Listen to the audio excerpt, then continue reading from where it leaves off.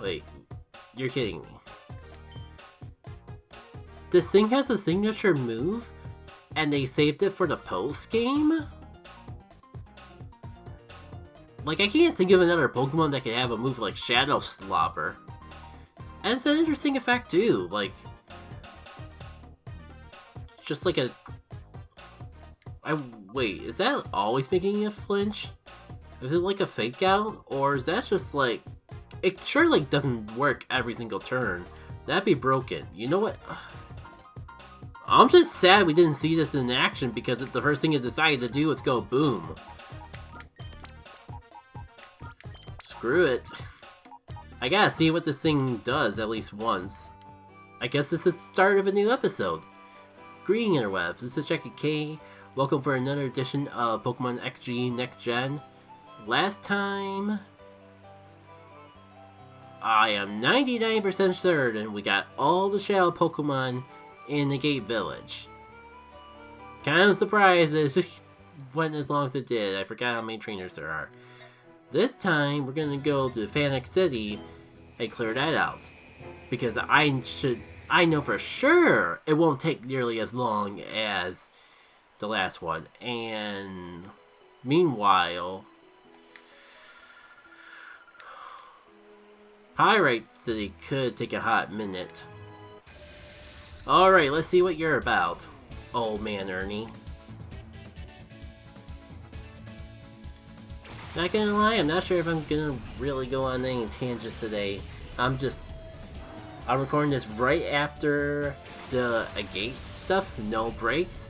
So I just kind of want to clear this area out ASAP and get a video, which is a bit of a shame because we're already at a bad start with no Shadow Pokemon. Surely this is either a chance to flinch or only works the first time in a battle, because it would be broken if it flinched every turn of a battle. What was I thinking? You don't outspeed Crobat. Crobat just outspeeds you. Well, great. We are definitely off to a great start with this battle. Shoutouts to your choice of graphics? I'm not sure what to call it. Animations? Oh my god. It didn't get flinched. Wait. So, did I just get unlucky? Or does this thing actually flinch every turn? Or is it a guaranteed flinch? Or did I just get lucky? And by lucky...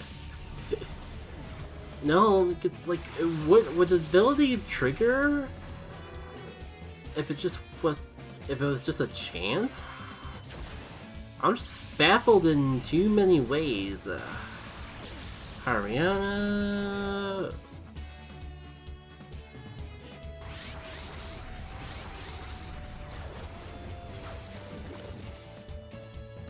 No, because I went second, so it wouldn't have flinched anyways.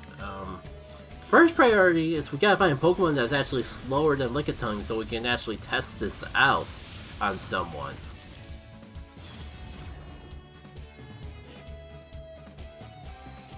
Who will it be? Will it be you? Come on. No! Lickitung. I might be able to see how your shadow move is balanced. How do you not outspeed a sumo wrestler? And I'm not even gonna get a chance to see what this move is even about because the Lickitung is almost fainted already. Great. Well, while we're killing some time, the Switch 2 Direct came out recently, and that is sure as thing. I don't know, I would talk about how excited or unexcited I am about the system, but at this time I don't even know if I'll be able to buy the system. For reasons beyond my control. By which I mean there's a little more going on than just money. But I guess while I'm on this tangent, like, I kind of wonder if I'm just falling off from Nintendo, because like, I can look at the gameplay and that's shown and go, okay, that's neat, that's a good game. But I'm not like, hell yeah, Switch 2, gotta pre-order this thing, day one. I'm just like, okay.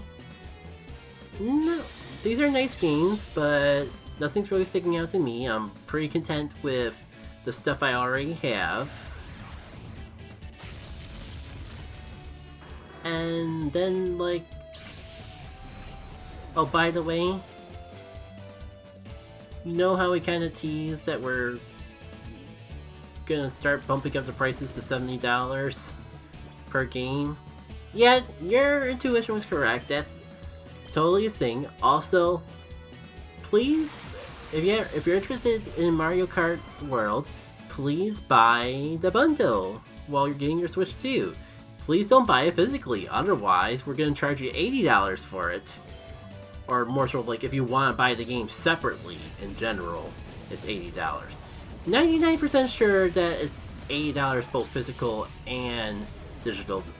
At the time of recording, there was like a lot of... It's the Wild West out here in the Nintendo community. Because everyone's saying like everything about prices.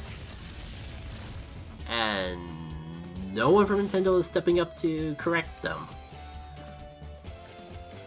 It sure is a time to exist.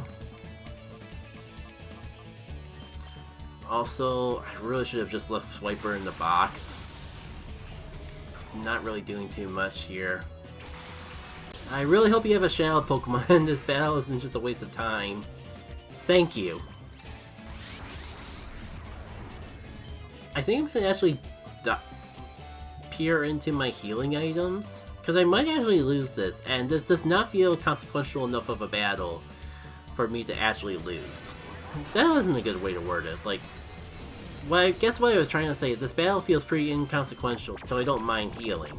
Well, I guess what I'm trying to say is I'm not too worried about healing, because this battle is kind of inconsequential, not high stakes. And I'd rather not just go into Jovi's room and backtrack all the way back here just to try the battle again.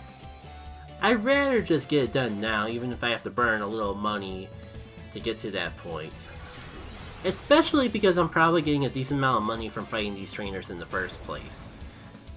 Alright, so get you out of the picture. Start healing up and figuring out how I'm gonna chip down this Soul Rock in a way that I'll be able to catch it. Because I don't think Thunder Punch is going to be doing that much damage. Like, not enough to actually justify it. But all these other moves might do a little too much. Drain Punch should be neutral. I don't know. There's probably been enough time passed to use a Timer Ball, but I have way more Ultra Balls than I do Timer Balls anyways, so might as well use them up first. Yeah, and trying to catch it at full health, even while asleep, was a bit of a stretch to begin with, I know, but yeah.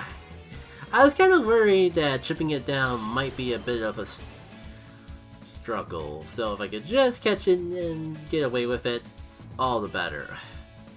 Please don't Psychic, please don't use Psychic moves. Oh right, you're a Shadow Pokemon, you're just going to be using Shadow moves. That's okay, I wasn't planning on using that move anymore anyways. Also, it's kind of weird. I feel like maybe it's just because Shadow Analytics is so iconic of a move that I just associate all Shadow Pokemon with the move to be the same. But I feel like we fought a Shadow Soul Rock already. It might just be another case of me getting original XD mixed up with this version of XD. I don't know. I'm staring at the Soul Rock and it feels awfully familiar. Surely the game wouldn't be reusing content though. And like, wouldn't there be a Pokeball icon? I don't think it would. Actually, it might not work like that in this game because in original XD, you would never catch the same shadow Pokemon. There's no... You would never catch the same Pokemon twice. Unless it was like wild Pokemon. But again, no shadow Pokemon were also wild Pokemon in that game. Though I definitely know in this mod there was a case where exactly that happened. Did I throw repeat ball? I guess I threw the repeat ball. I don't know. I'm just getting too large of an urge of Deja Vu not to try. Ah well, I guess it was worth the attempt. More importantly, I feel like I'm gonna get back to full health by the time this Solrock can wake up again, so I feel pretty confident that Funland is safe. Like, we're at least high enough in health to not worry about getting knocked out by a Shadow Analytics. Let's try the Ultra Ball one more time, now that we've gotten a decent amount of chip damage in. Go Snake Ball! Here goes nothing. Literally, there's no stakes right now. A 1, a 2, a 3.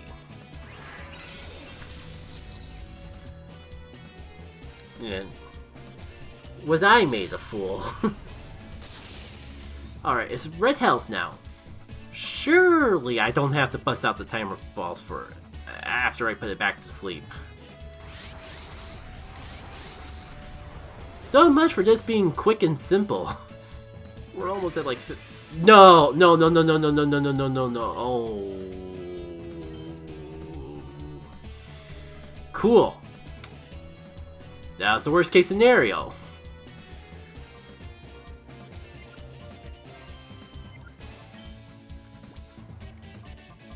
That's right, practically everyone's out of the picture already.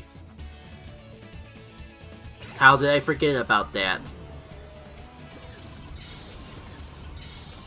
Again, so much for this being just a quick and simple sweep.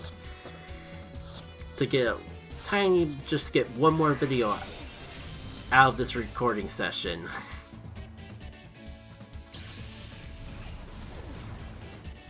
This is just one battle, and I know there's at least one more trainer lurking around here somewhere. Sorry to use it for fodder, Lick-a-Tongue. Maybe someday we'll figure out what your gimmick is. Worst part is I don't even think I'm high enough health to take the hit without getting disabled. I can't believe that this of all fights is one that I'm actually using potions in. At least I didn't have to waste money on revives. Yet. Alright, you're back to sleep. In theory, I could get away with Thunder Punching it one more time. But if it crits, then all this time will have been for naught. So, I don't know. I think this fight's proven to be annoying enough for me to pull out and timer ball for. Though I kind of wonder if at this level of health, then the Ultra Ball would have worked just fine. Whatever, I can restock on either or, so it's not like I already are in a finite supply. Alright, 16 minutes into this recording session. One battle is done.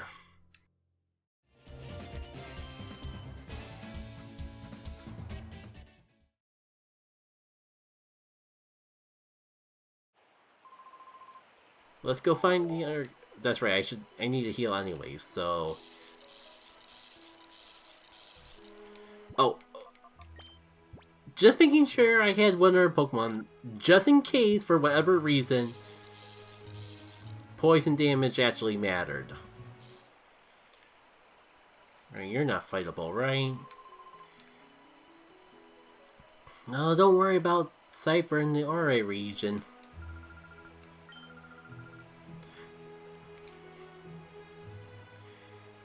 They're pretty much out of the picture at this point.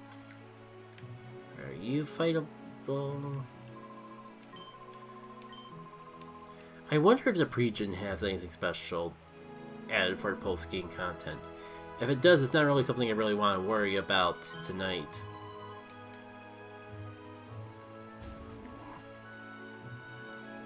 I guess where there was like one more trainer, but maybe it was just that guy.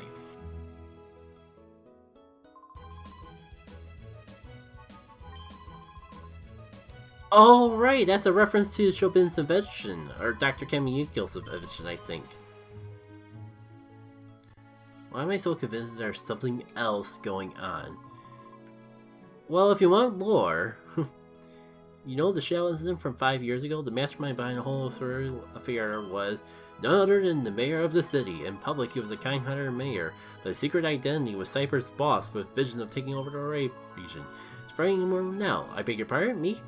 I'm a purely authentic and civic-minded mayor. That's exactly what a secret criminal mastermind would say. Also, you're a politician. Well, as happy as I'd be to have a 15-minute video for once, I am curious to make sure that I don't miss anything in the pre-gym, so I'm going to give that a quick sweep. The Pokemon Trainer's Creed. Pokemon are invaluable partners. Type matchups hold the key to battles. Pokemon Trainers grow together. I just noticed a little sketch of Pikachu on the whiteboard. Oh my god, was that always there this whole time? It's so adorable. How have I never noticed that after all these years of playing this game? Also, it's probably the only appearance of Pikachu in the normal... in all of Array in the normal games. Your number email? Finally gonna reopen. I completely forgot about the pre-gen. I don't know if there's any purpose doing it. I probably should have done this much earlier on in the game. You know what? Post-game's all about cleaning up loose ends. We'll take on... Before I make any rash decisions, do I really want to do this now? Or do I want to get all the Shadow Pokemon first? And screw it, we're gonna do the pre-gym challenge. Just because I apparently forgot to do it earlier on in the game than I was supposed to. Thank you all for tuning in for this edition of Pokemon XG Next Gen. And assuming I don't forget, see what the deal with the pre-gym is. It'd probably be pretty easy because I probably could have done it well before being the final boss of the game. Oh well. Until then though, take care.